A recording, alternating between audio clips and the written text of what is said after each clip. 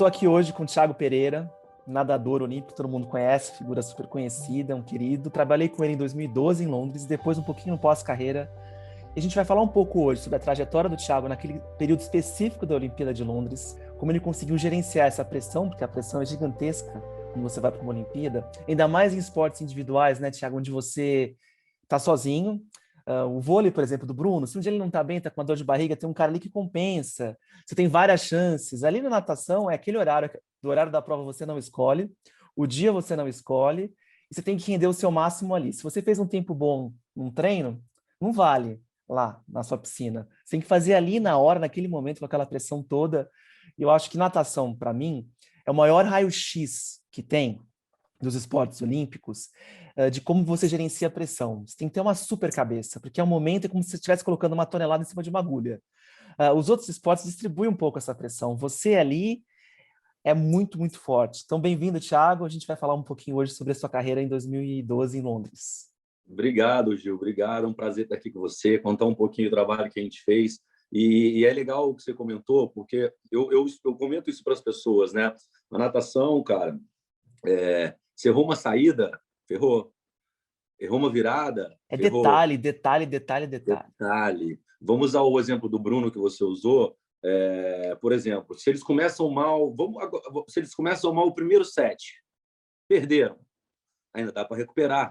Tem uma volta. O futebol também. Na natação, se a gente erra uma saída, se a gente erra, acabou. E uma das coisas importantes as pessoas saberem, Tico, quando trabalhei com você também não conhecia, as pessoas acham que natação é um esporte assim, nade mais rápido possível, não é um tiro, assim, ela requer um pouco de inteligência e gestão da sua força, do que você vai fazer, como você falou, cada fundamento ali. Você não pode também se matar no começo, depois não conseguir chegar no final, você vai ter que gerir seu gás. Então, assim, requer muita concentração. Se sua cabeça estiver preocupada demais com o competidor na raia do lado, você perde o foco e você não faz o seu básico. Então, é complicado essa gestão desse momento. E são 2 minutos, né? A sua prova, eu lembro que era um pouco... muito rápido, né?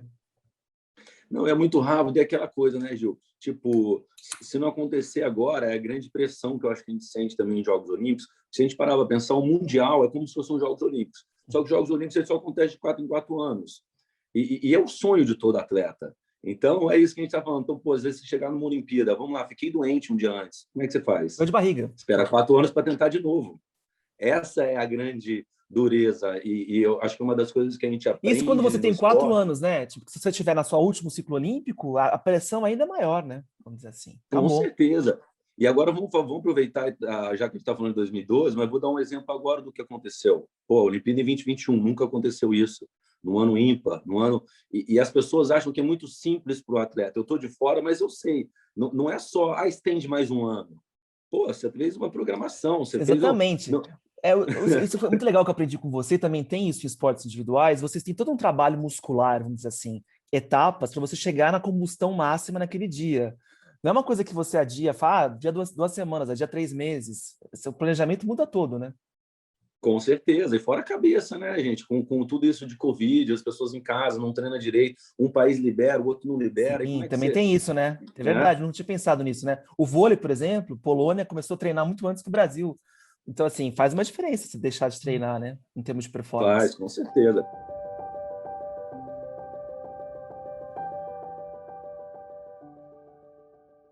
Mas esse trabalho nosso, cara, é legal até aproveitar e falar um pouco para as pessoas que quando eu comecei a trabalhar com o Gil, com você, eu era muito da antiga. Então, eu só acreditava, é só o treino que interessa. Não, o que interessa é o treino na água e é isso que funciona. E, na verdade, não é. Né? E foi quando eu fiz o trabalho com você que eu comecei a perceber que não adianta eu chegar numa Olimpíada e só estar preparado fisicamente. Porque se mentalmente eu não estiver pronto, não vai sair. E a gente sabe ainda mais natação é milésimos de segundo, né? Vamos dizer assim, as pessoas, outro dia eu estava lendo um cara falando assim, o mental pode melhorar 10%. Cara, mas 10% na natação, você sai do 10º lugar, ou sei lá quanto, vai para o primeiro, não é? É muita coisa. É muita coisa. Eu já fiquei em 4º lugar, onde o segundo fez assim, só o pessoal entender, 1,55,2, eu fiquei em 4º com 55,5. É um então cisco. É aquele detalhezinho. Foi o detalhe do dedo encostar ali, né? Ou seja, do dedo maior ou dedo menor. antes de eu começar o trabalho com você, foi um momento muito importante na minha vida, que foi depois do Mundial, que eu quase parei de nadar. Uhum. Tive uma Então, crise ali, né?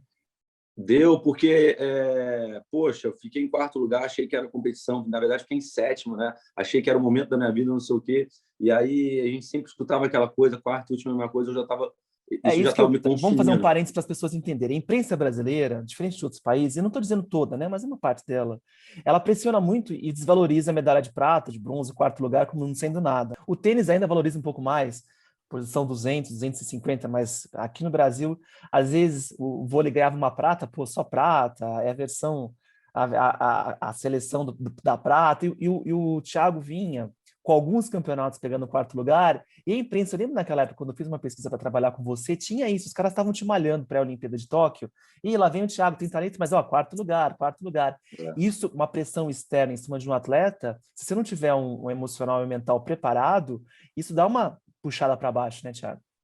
Dá, Gil, e assim, eu nadei essa prova, e tanto que eu nem nadei mais a competição.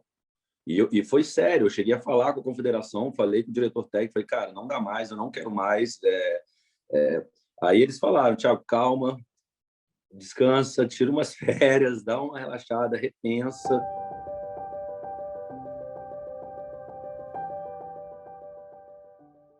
E foi quando eu voltei para o Brasil, que eu estava no flat, e Uhum. aí estava dando tempo para ir para o apartamento. Então foi esse período que você Foram comentou. 4 meses antes da Olimpíada, e uma das preocupações que eu tive com o Thiago é que ele estava no processo de transição, aí a gente fazia a sessão, às vezes, no seu apartamento, com a NET ligando, falei, ó, Thiago, vamos organizar essa vida, ou contratar uma secretária, tentar delegar, porque pensa assim, o que será que o Phelps está fazendo há 3 meses antes de uma Olimpíada? E aí você começou a gerenciar um pouco mais a sua vida pessoal, então isso foi uma ferramenta para que você conseguisse focar só na natação, ou no lazer, ou não ficar tanto, porque, queira ou não, hoje em dia, você ficar atrás de uma televisão de cabos, cada uma dor de cabeça desgraçada, é mais estresse, estresse, estresse, que vai se somando ao estresse de ter que performar numa Olimpíada. Você competiu Com 2 provas, certeza. explica para as pessoas aí a sua Eu nadei a estratégia, prova. porque você podia ter. E uma coisa que as pessoas também não sabem, o nadador às vezes escolhe. Eu trabalhei com barreirista, uma menina de barreira de atletismo, e ela pensa assim: poxa, eu vou competir em 3 modalidades ou 2, eu vou competir em 4. É uma estratégia, porque se você compete em muitas, você pode levar o seu corpo a uma exaustão, você tem que se preservar para uma outra prova. É uma matemática isso, né, Thiago? Você escolher onde você vai. É uma matemática, e foi curioso também, né? Depois de todo o nosso trabalho que a gente fez e tudo que eu me dediquei realmente, né? Nesse ano, eu comprei mesmo a briga, né? Com Uhum. você, com o Maglioca, com o Albertinho. Eu falei, beleza, eu vou comprar a briga com vocês, eu vou fazer tudo que vocês estão mandando fazer, vou seguir tudo que o Juliano está mandando para eu fazer e vamos embora. E assim, eu lembro, cara, que, poxa, eu tive um grande resultado. A prata veio no 400 medley, né? Foi a prova que abriu a Olimpíada.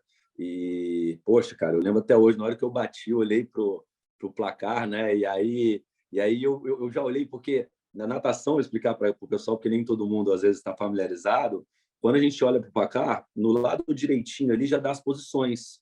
Uhum. Então, quando eu virei, eu já olhei para a posição. Não quis saber de tempo, não quis saber quem estava, quem não estava. Eu queria saber se deu ou não deu. E aí, cara, eu te falo, Gil, porque assim, quando aconteceu, cara, eu olhei que deu a prata, cara, foi um alívio, um sentimento de, poxa, de sonho de criança, de realizado, e também tirar um pouco esse peso que estava sempre em cima do Thiago. Ah, o Thiago, quarto último, mesma coisa, o Thiago que chega no Mundial, não sei isso, o Thiago que chega no Mundial, só fica em quarto, só fica em quarto. E ali, cara, a partir dali foi um alívio. Então, É assim, engraçado que o Bruno comenta a mesma coisa. Ter ganho a medalha de ouro em 2016, você fica feliz, mas tira um peso das costas. O Bruno esteve aqui em casa ontem, tal, aniversário dele hoje, a gente está gravando hoje no dia do aniversário do Bruno. Ele passou aqui em casa, a gente fez um almoço para ele e tal, ele é padrinho da minha filha. E eu vejo um Bruno, há semanas antes de uma Olimpíada de Tóquio, muito mais leve do que o Bruno de 2016. Assim, tem os dois lados também, né? Você tem que continuar querendo mais uma medalha de ouro e tudo mais, é isso que eles querem. Mas eu entendo o que você diz. É para um atleta, você ter uma medalha olímpica, dá uma aliviada, né, Thiago? e é o nosso sonho, né? Aquela coisa de criança, quando você está assistindo, eu lembro eu moleque, sei lá, 12, 11 anos, assistindo o Vou Gustavo, chegar o lá. Xuxa. Poxa, aí eu me perguntava, pô, será que um dia eu vou estar lá? Será que um dia... E aconteceu, né? E é legal quando a gente fala do quarto, Gil, até explicar também para o pessoal que está vendo a gente, os outros 3 adversários que eu tinha, Nada mais eram Não, assim, eu vamos tinha falar. Ryan Lodge, Ryan Lott e o Phelps. Laszlo e o húngaro, que foi, e aí para o pessoal entender que está em casa, na Olimpíada de 2004, 2008, 2012, esses meus três adversários, só os três juntos, ganharam 38 medalhas olímpicas. Uhum. O Brasil inteiro, em todos os esportes, ganhou 42. Então, Ou quando as seja, o pessoas que você falam... está querendo dizer para eles é que você pegou, você se maturou para ser um nadador olímpico num período da humanidade onde você teve três estrelas ali muito grandes, o que dificulta você sair com uma medalha de prata, ou ouro ou um bronze. É que nem as Com pessoas falam, certeza. você estava na época do Senna ali, não, um cara que está ocupando uma posição. Se tiver três cenas naquela, foi só coincidência da vida, caramba, né? Um quarto lugar significa muita coisa, né? E é isso que você quer dizer, né? Pô, vamos colocar hoje. É a mesma coisa, hoje eu tenho uma empresa de tecnologia. Eu tinha que brigar com a Amazon, com a Apple e com a Google. Uhum. Então, é uma coisa... Um quarto lugar não é assim, ofensivo, né? Ao não contrário, é. né? E, Gil, e o quarto lugar, cara, depois de um tempo, depois que a gente fez nosso trabalho e tudo mais, eu comecei a olhar, e eu falo isso na minha palestra. Poxa, imagina que todo mundo está ouvindo a gente, independente da tua profissão, independente do que você faz. Como é que você se sentiria se você fosse o quarto no mundo do que você faz? Do trainee ao CEO de uma empresa. Pô, E você vê, eu vou te dar um exemplo, o Alok, né? Eu trabalho com o empresário do Alok já faz anos, o Gabriel, que gerencia a carreira do Alok. O Alok é o quinto maior DJ do mundo, né? Pela DJ Mag. O cara consegue um monte de coisa sendo o quinto maior do mundo, né? Como é que a gente menospreza o quarto melhor nadador do mundo, né? Que coisa, né? Loucura isso. verdade, verdade.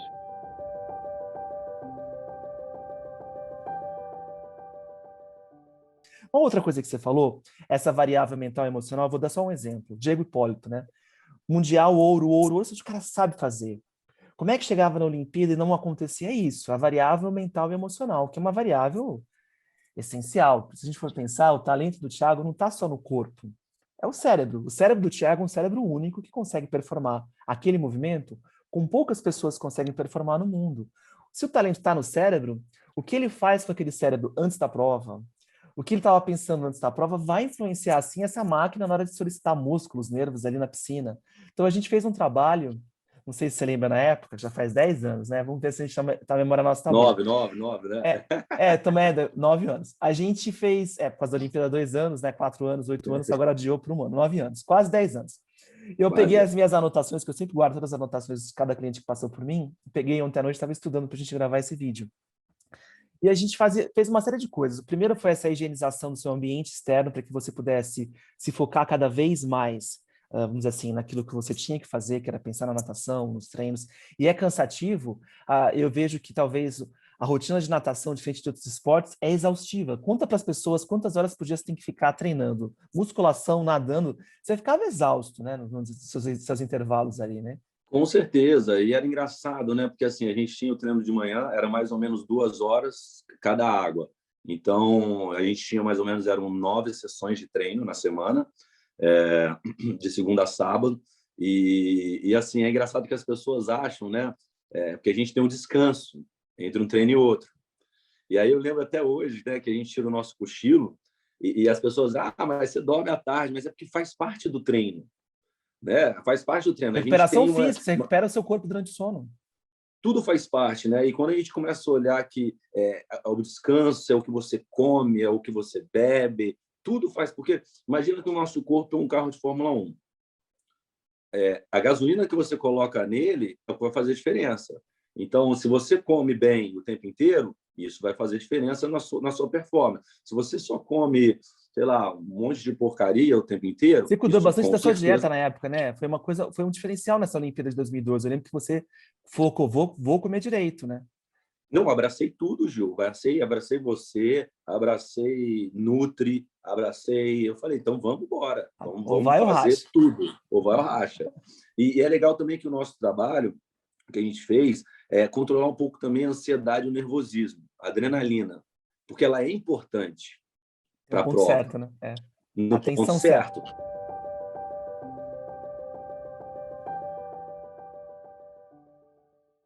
Eu Se comparo com aquela passar, slackline, né? Se você vai andar na slackline, você vai ajustá-la para você andar em cima entre duas árvores. Se ela estiver frouxa, ela vai ficar mole, não vai dar certo. Se você apertar demais, vai estourar lá a presilha, não vai dar certo. Você tem que achar o ponto certo. Ansiedade, as pessoas acham que sempre é negativa. Não, ansiedade, essa pressão é boa. Até um certo ponto, ela leva ao máximo desempenho. Mas se ela passar do ponto, você come todo o desempenho, né? Não, e eu te falo que eu tive isso na minha primeira Olimpíada. Na minha primeira eu passei. Passei bonito na final. Tava um nervosismo ali que você não imagina. E a gente sabe quando a gente passa, porque você fica muito tenso. E eu acho E que aí fica 2012... dá mais ansiedade, eu percebo. O atleta que não tem técnica e ferramenta para gerenciar essa ansiedade, ele vai passando do ponto, ele vai ficando com medo, pô, tô passando do ponto, não posso passar do ponto, mas ele não sabe voltar. Aí isso também piora, né? Essa consciência de estou passando no ponto, aí que você passa mesmo, né? Nossa, eu lembro como se fosse ontem, Gil. Tipo, foi esquentando eu naquele banco de controle, foi me dando um calor, e não liberava aquela prova, o nervosismo aumentando. Meu Deus do céu. E 2012, cara, a gente já foi muito mais controlado, né? Com todas as ferramentas que a gente fazia, de meditação, e todo o pensamento que você me fazia ter. Eu lembro que você falava assim, cara, quando você estiver no treino, quando você estiver ali dando aquela última virada, não sei o quê, pô, eu quero que você se mate, né? Em tiros fortes, não todo dia, quando a gente tinha uma série específica. Pô, eu quero que você se mate. Imagina que vai estar o Michael e o Ryan ali do seu lado e você ganhando deles. Eu lembro que você enfatizava isso muito, tipo, eu já começar a colocar na minha cabeça eu a gente vencendo vai eles falar. Eu antes. acho que o trabalho que eu faço ele tem duas partes. A parte do diálogo, porque sem reflexão não gera mudança. Então, a gente tem a parte da sessão que a gente bate papo. E nesse bate-papo é um bate-papo meio que com várias intenções. Eu lembro até hoje que teve uma sessão na sua casa, que eu levei uma folha em branco, onde a gente preencheu por que eu poderia bater o Phelps. Aí eu lembro que você ficou meio reticente, porque o Phelps é um fenômeno, né? E eu lembro que, isso você não sabe, nos bate-papos que eu tinha por telefone com a equipe técnica, pô, o Thiago tem que valorizar um quarto lugar, um terceiro lugar. O cara tá competindo com o Ryan, com o Michael Phelps. As chances a gente sabe que não são tão grandes. E eu falava assim, não, cara, dentro de mim, não, vamos imaginar que dá. Aí eu lembro que a gente preencheu uma folha, por que que o Phelps... Eu não sei por que que a gente escolheu o Phelps, porque eu acho que ele era, vamos dizer assim, o ouro, né? Ele é o cara que ocuparia no nosso imaginário a fera das feras da piscina. Aí eu lembro que a gente começou a preencher. Por que que o Michael poderia ganhar? Porque o cara é isso, porque o cara é aquilo. A gente encheu uma folha rapidinho. Aí eu virei a página, tem essa página até hoje. Falei, e aí, Tim, por que que você pode bater o Phelps? E a gente ficou meio em silêncio. E foi meio que como se estivesse esticando o elástico, assim, vamos lá, vamos esticar essa imaginação. Pensa o seguinte, o Phelps vai competir, quantas provas que ele competiu em 2012? Muito mais que você, né? Muito mais, muito mais. Ou seja, É porque ele tem os revezamentos. Ele tinha, sei nós, prova lá, pra caramba, 12, acho que era 15, sei 7, lá. 6, 7. É. Será, até mais, foi mais que isso. Não foi uma coleção de medalhas que ele teve lá? Foi 2008 que ele nadou várias, que ele ganhou as 8 de ouro, mas 2012 ele não nadou tanto, mas nadou várias também. Mais Nadou que todos os você. revezamentos dos Estados Unidos, É. muito mais, Aí eu muito falava assim, mais. pô, te pensa o seguinte, você tá lá. Você tem que gerenciar aquele corpo, aquele mesmo corpo tem que performar todas aquelas provas. No inconsciente dele, ele não vai no máximo.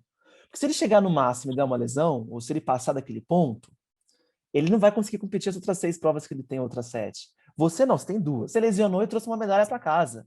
O Bruno sempre fala isso. Dor para atleta com medalha de ouro no peito, medalha no peito, passa tranquilo. Uma lesão, mas você não ganhou medalha, aí é muito mais amargo a gente passar por isso.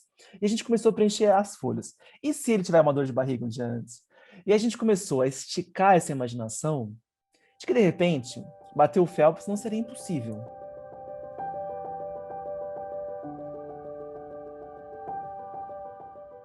É uma tarefa, parece impossível, mas quando você entretém o impossível na sua mente, você vai esticando. E é muito importante isso, porque é o nosso cérebro que performa. O inconsciente tem que acreditar. Se o resto do Brasil, o mundo, não interessa se eles acreditam em você. Eu falei isso para o Bruno e para os meus outros atletas. Mas você tem que acreditar. Eu lembro que a gente ganhou um pouco de imaginação, de acreditar que isso era possível. Então, acho que essa parte da sessão do diálogo, ela abre a possibilidade. Você falou uma coisa que eu achei interessante, que aquilo que você coloca no seu corpo via oral, né, alimentação, é muito importante para um atleta. Mas as pessoas também não param para pensar que aquilo que você alimenta a sua mente é muito importante.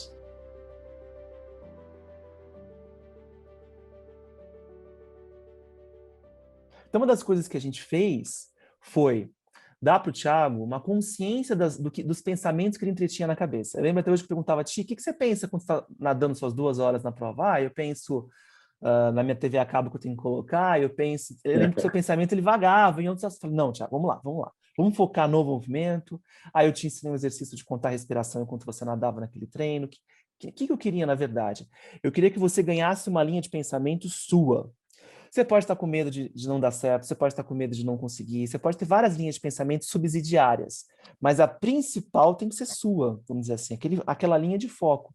Isso é um treinamento neural, tanto quanto um treinamento físico. Então, a gente tinha uma série de exercícios que foram passados naqueles 3 meses para você ganhar uma linha de pensamento só sua.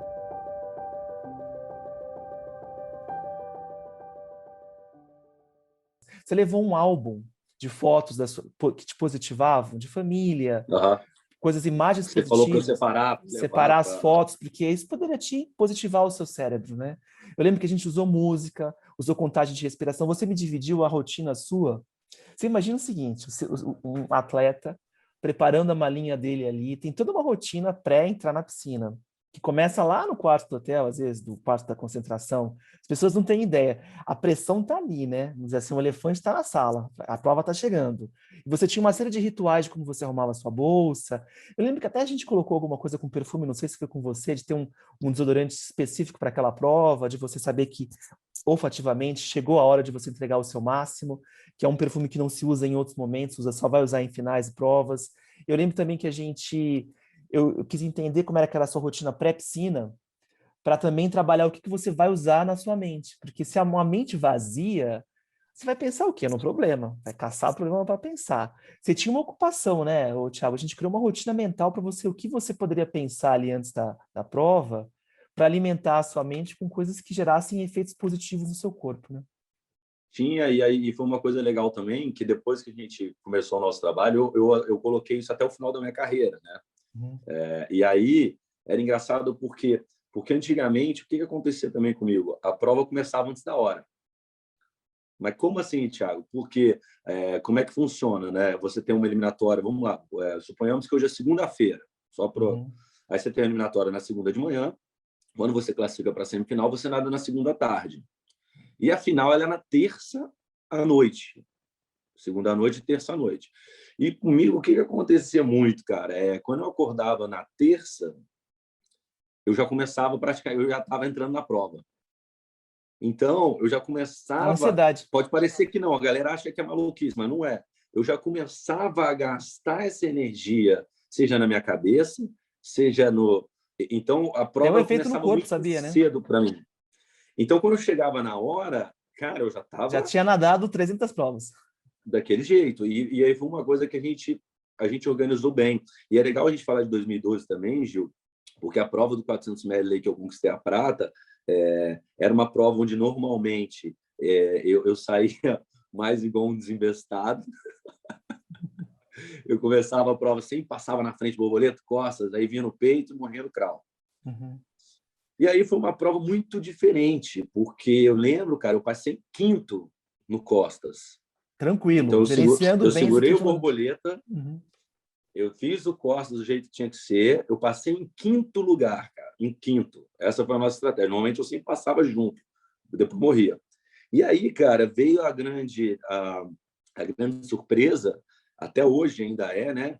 Eu fiz a melhor marca do peito no 400 ml até hoje da história. Thiago Pereira muito bem tecnicamente, Michael Phelps cansado, ele precisa segurar esses últimos 15 metros para garantir a... Cara, eu fiz um tempo que nem eu acreditei. Eu coloquei um 8 de peito ali e, assim, é muito forte. Nem meu técnico acreditou, ninguém, o pessoal falou, caramba! E Você aí... fez uma boa gestão, né? Assim, você estava... Isso.